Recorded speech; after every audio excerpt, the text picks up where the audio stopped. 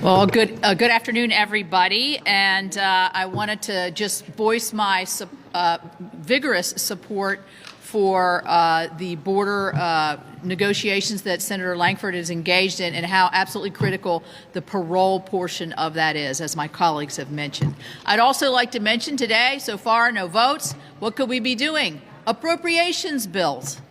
We could be doing our appropriations bills, and yet Senator Schumer will not put them up on the floor. We've wasted so much time with this. I mentioned it again last week.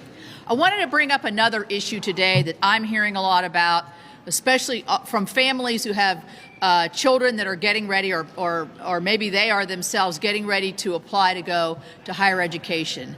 And that is the free application for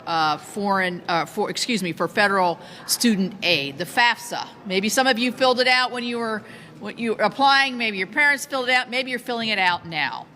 Well, our not departed, but our no longer colleague, Senator Lamar Alexander, fought hard and hard to simplify the FAFSA. This administration's had 3 years to do this. It is now law to simplify this application.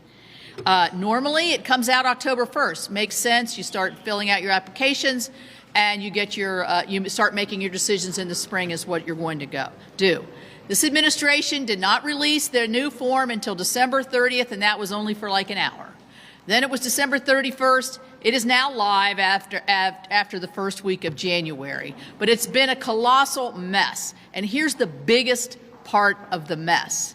When they put the calculations in for how much you earn and how much Pell Grant you could get and how much financial aid you could expect, you're supposed to tie it to inflation. Guess what? They did not tie this to any inflationary figures in some of the largest inflationary times that I've ever known.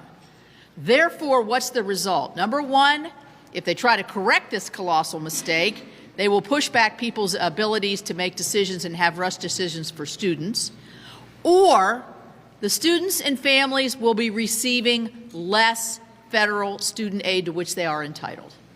And I have a feeling B is what's going to happen. So this year is going to be a bust for our families because the administration has totally blown the rollout of something they've had 3 years to do that's supposed to simplify and help our families be able to afford higher education for their families.